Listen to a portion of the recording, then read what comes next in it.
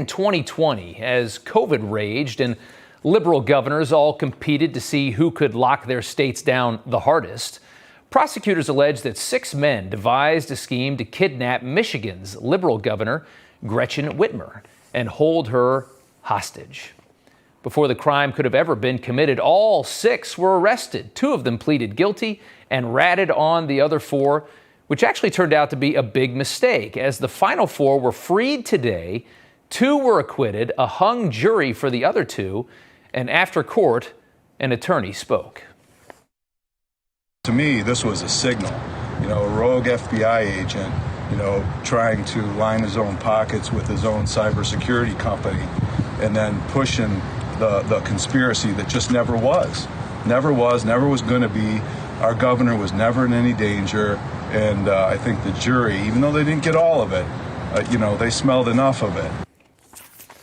In the end, it seems this case smelled a little too much like entrapment. The defense arguing that at least 12 FBI agents worked to convince the 6 men to carry out a plot that perhaps and likely would have never materialized at all. At a time when there was tremendous disdain for political leaders who were quick to lock down society without much evidence it would help, in the end we realized the lockdowns inflicted far more pain than progress, moves that cost people their jobs, their mental health, their children's education, but barely moved the needle on deaths. Just look at Florida versus California. There was much ire for the COVID lockdown elites at this time, summer and fall of 2020, many of whom were figuring out ways to skirt their own draconian mandates. If you remember, Gretchen Whitmer's own husband was caught trying to get their boat before Memorial Day weekend and using his wife's name to try and force the issue. Oh, that looks really good. The frustration with stories like that ran a little too raw with the crew we're talking about tonight, but in the end, prosecutors were unable to prove that they would have actually done a single thing had they not been goaded, again, by 12 federal agents. It's another major black eye for the Justice Department, an FBI that seems singularly obsessed with Donald Trump and white supremacy, an FBI that misses a lot of other very real threats to this country. More on all that here in just a moment. The other big news that came out today came from the White House lawn, though, as our phony, pandering administration took time to celebrate their diversity choice for the Supreme Court. Here they were marching up to the stage, marking a very rare victory for this clueless administration. Of course, Kamala would speak first, and of course it started with a cringe. Good morning, good morning. Good morning, America. Have a seat, please. Good morning. Biden, of course, insinuated a horrible, awful United States of America where black people have never had a chance until now that he got into power, and claimed that Judge Jackson's oppression continued during her confirmation process. I knew it wouldn't be easy, but I knew the person I nominated would be put through a painful and difficult confirmation process. But I have to tell you, what Judge Jackson was put through was well beyond that. There was verbal abuse, the anger, the constant interruptions, the most vile, baseless assertions and accusations. In the face of it all, Judge Jackson showed the incredible character and integrity she possesses. Vile, baseless accusations.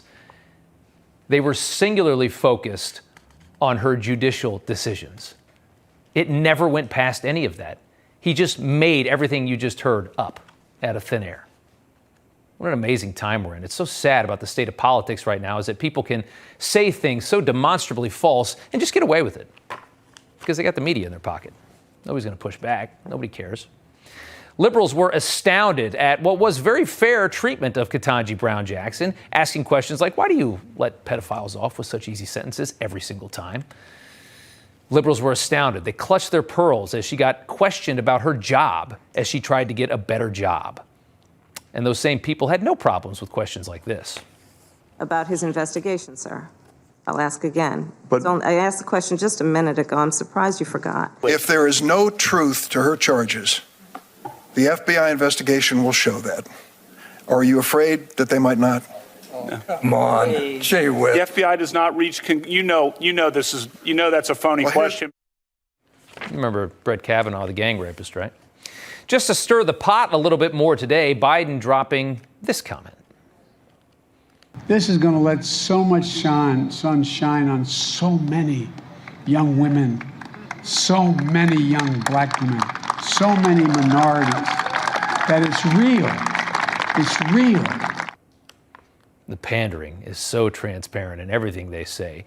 The subtle message of implied American racism. They imply this country is racist and awful in every single thing they say. And then they tell you they're fixing it. You just got to keep voting for them. A cancer to our nation's well-being injected into our bloodstream for cheap political gain. A lie not even Ketanji Brown Jackson believes, as you recall this. My parents taught me that unlike the many barriers that they had to face growing up, my path was clearer. So that if I worked hard and I believed in myself in America, I could do anything or be anything I wanted to be. That was not the message of today.